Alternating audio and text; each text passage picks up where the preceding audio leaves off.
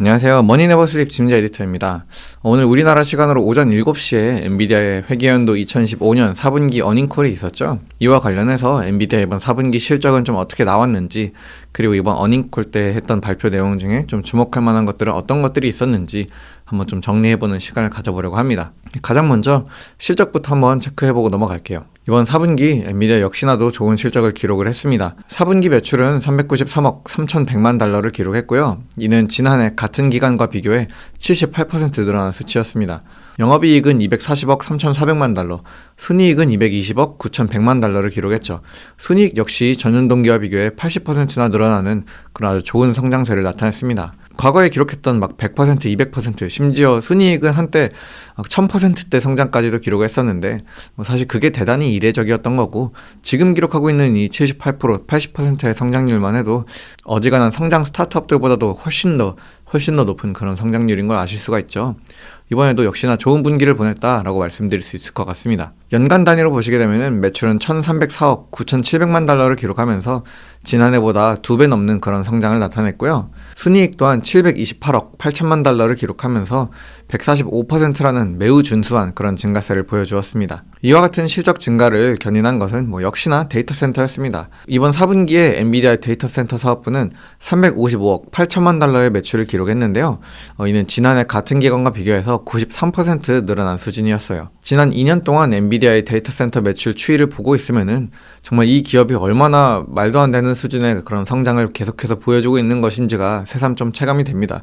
이 숫자가 뛰는 폭이 말이 안 되죠. 이와 관련해서 한 가지 좀 재밌는 자료가 있어서 들고 와봤는데요. 바로 지난 24개월 동안 엔비디아가 기록한 매출이 그 이전 24년 동안 기록한 매출보다도 더 규모가 커졌다라는 내용이었습니다. 진짜 근 2년간 이 기업이 얼마나 말도 안 되는 그런 성장세, 이 AI 랠리를 견인하면서 그 중심에서 얼마나 말도 안 되는 실적 퍼포먼스를 보여주었는지가 좀 단적으로 드러나는 자료가 아닌가 싶어요. 이와 같은 엔비디아의 실적은 애널리스트 전망보다도 더 좋게 나온 것이었습니다. LSEG가 집계한 애널리스트 평균 전망은 매출 380억 5천만 달러, 주당 순이익 0.84달러를 예상하고 있었는데요.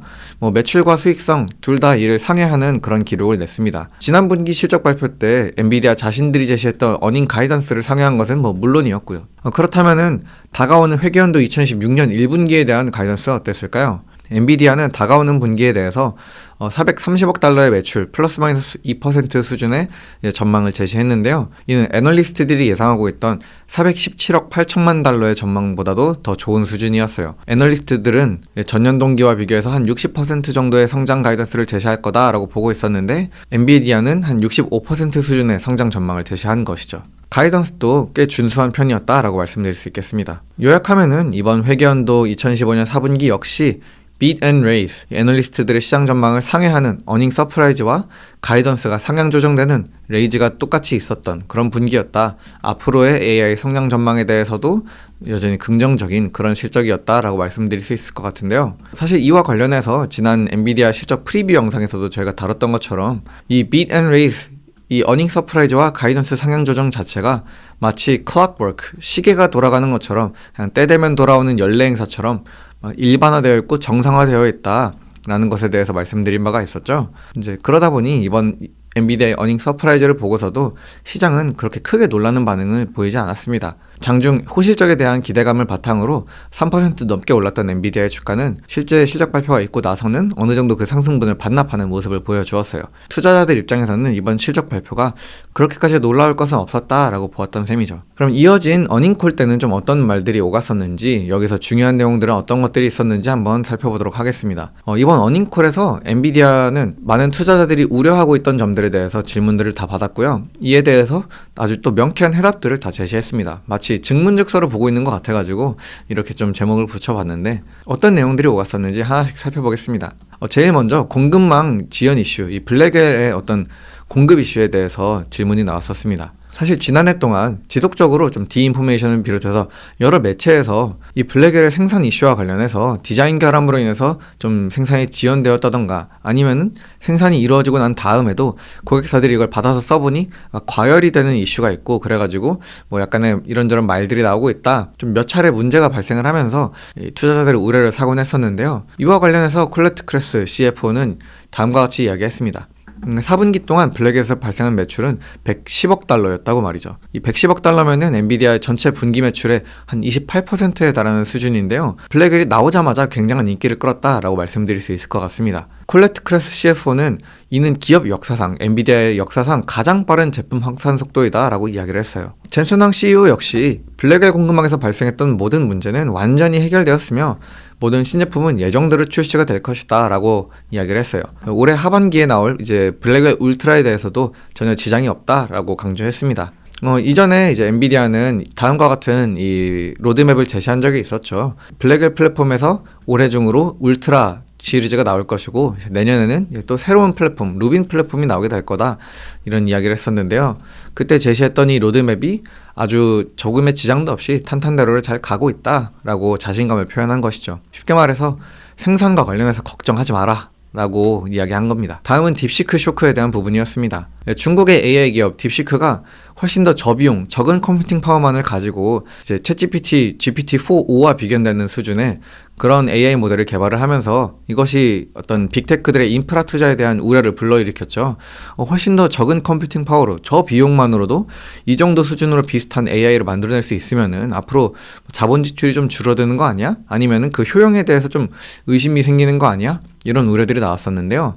이에 대해서도 이제 젠슨 황 CEO는 걱정할 필요가 없다라고 이야기를 했습니다. 왜냐하면 최근 많은 각광을 받고 있는 이 추론 모델은 앞으로 최대 100배나 더 많은 컴퓨팅 파워를 소비할 수 있는 그런 잠재력을 가지고 있기 때문이다 라고 설명했어요. 최근 이 GPT-5.1과 같은 모델들을 중심으로 이 추론 모델이 많은 주목을 받고 있죠. 이 AI 모델이 사용자의 쿼리에 대해서 즉각적으로 답변을 생성하는 것이 아니라 사용자의 질문을 보고 충분히 생각하고 어떤 논리적인, 연역적, 귀납적 추론을 통해서 사용자의 어떤 의도에 맞는, 사용자의 원함의 목적에 맞는 훨씬 더 걸맞은 답변을 생성하는 그러한 모델들이 더 많이 나오고 있는데요. 추론 모델로의 패러다임 전환이 일어나게 된 계기가 이 스케일링의 법칙, 그냥 컴퓨팅 파워를 더 늘리고 GPU를 더 많이 때려 박았을 때 더 좋은 답변이 나오는가에 대해서 약간 새로운 스케일링의 법칙으로의 전환이 이루어졌기 때문입니다.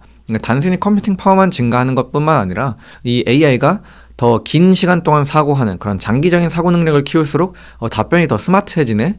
라는 새로운 스케일링 법칙을 발견하게 되면서 이 추론 모델들이 굉장히 요즘 AI 업계에서 새로운 패러다임으로 제시가 되고 있는데 컴퓨팅 파워를 더 소모하면 더 소모했지 결코 덜 소모하지는 않는다라고 설명을 한 것이죠. 그러면서 우리의 이 블랙웰이 바로 이 순간을 위해서 디자인됐다라고 강조를 했습니다. 이 딥시크의 R1 모델이 출시되면서 전 세계적으로 이 추론 모델에 대한 기대감, 관심이 더더욱 더 자극되고 더 많이 퍼져나갔다라고 이야기를 했어요. 다시 말해서 딥시크 파동, 우린 오히려 좋다 라면서 자신감을 나타낸 겁니다. 마지막으로 이 빅테크의 커스텀 칩에 대한 부분에 대해서도 엔비디아는 답변을 제시했습니다. 많은 분들 이미 잘 아시는 것처럼 엔비디아는 이 클라우드 기업들, 빅테크 기업들로부터 발생하는 매출이 비중이 굉장히 높은 편입니다. 작년 8월 자료를 기준으로 45%의 매출이 이 주요 5개 빅테크 기업들로부터 발생을 했었죠. 그리고 이 빅테크 기업들은 하나도 빠짐없이 다 커스텀 실리콘, 즉 자체적으로 설계한 반도체를 만들고 있습니다. 이런 맥락에서 브로드컴이나 마벨과 같은 기업들이 더욱 주목을 받은 것도 있죠. 자신들의 어떤 특정 목적에 맞춰서 그 목적을 수행하기 위해서 딱 맞춤형으로 제작된 그런 커스텀 반도체들을 다 만들고 있고 이 빅테크들이 커스텀 반도체를 강화하면 강화할수록 엔비디아 입장에서는 고객사를 잃어버리는 그런 결과로 이어지게 되는 것 아니냐라는 우려가 나왔었는데요. 이것에 대해서도 젠슨 황 CEO는 엔비디아의 칩은 훨씬 더 범용적이며 엔드투엔드로 제공된다. 우리는 모든 곳에 있고 아키텍처 접근성이 훨씬 뛰어나다 라면서 걱정할 필요가 없다라고 설명을 했어요. 빅테크들의 커스텀 실리콘이 자신들의 어떤 특정 목적을 수행하기 위해서는 더 좋은 성능을 나타낼 수 있을진 몰라도 엔비디아의 GPU가 이 AI 기능을 수행하는 데 있어서 최대 8배 가까이도 더 뛰어난 성능을 나타낸다라고 설명을 했어요. 또한 한 가지 약간 냉소적인 발언도 덧붙였는데요. 바로 칩을 설계했다고 해서 그게 반드시 사용되거나 배포되는 것은 아니다 라고 말한 겁니다. 즉 빅테크들이 만드는 이 커스텀 실리콘에 대해서 그게 꼭 우리의 GPU를 대체할 수 있다라고 말하기는 어려워 라는 식의 자신감을 표현한 거죠. 사실 그럴만도 한 게 엔비디아가 아까 말씀드린 이 엔드-투-엔드로 제공이 된다, 우리의 아키텍처가 범용성이 훨씬 더 높다 라고 하는 것들이 바로 이 쿠다 플랫폼 때문에 한 말들이거든요. 이 쿠다 플랫폼은 엔비디아의 하드웨어 GPU를 활용하기 위해서 제공되는 이 소프트웨어 생태계인데요. 이 쿠다 플랫폼이 있기 때문에 다른 빅테크들, 심지어 다른 패밀리스들, 인텔이나 AMD 같은 반도체 기업들 또한 이 생태계가 너무나도 강력한 이 기술적 해자, 경제적 해자로 작용을 하고 있기 때문에 이 엔비디아의 이 AI 업계에서의 지배력을 넘보지 못하고 있는 것이죠. 그런 맥락에서 우리 반도체가 빅테크들의 커스텀 칩에 의해서 그렇게 쉽게 대체될 거라고 말할 수 없어 라고 이야기를 한 겁니다. 그럼에도 불구하고 이 높은 매출 의존도에 대해서는 여전히 우려가 있을 수 있잖아요. 이제 그에 대해서 콜레트크레스 CFO는 이 하이퍼스케일러들, 이 빅테크들 뿐만 아니라 엔터프라이즈 고객에서도 강력한 성장이 나타나고 있다라고 이야기를 했습니다. 다시 말해 일반 기업 고객들도 이제 엔비디아의 AI를 적극적으로 활용을 하면서 그 부분에서의 매출도 크게 늘어나고 있다라고 이야기를 한 거죠. 젠슨 황 CEO는 이 미래에는 이 엔터프라이즈 시장이 하이퍼스케일, 이 클라우드 기업 시장보다도 훨씬 더 커질 것이다 라고 이야기를 했는데요. 지금이야 이 클라우드 기업들, 마이크로소프트 애저, 구글 클라우드, 아마존 AWS 이런 기업들을 중심으로 AI가 개발되고 배포되고 있지만 나중에 가면 갈수록 이 AI 에이전트와 물리적 AI는 모든 삶의 영역으로 이것이 확장이 될 것이기 때문에 이 클라우드 기업들 중심에서 이 엔터프라이즈들로 이 AI의 활용처가 훨씬 더 확장될 것이다 라고 이야기를 한 겁니다. 젠슨 황이 들었던 예시를 그대로 말씀을 드리면은 이제 미래에는 이 자동차를 만드는 공장도 그 자동차 자체도 AI가 구동하는 하나의 거대한 기계가 될 거다라고 이야기를 했어요.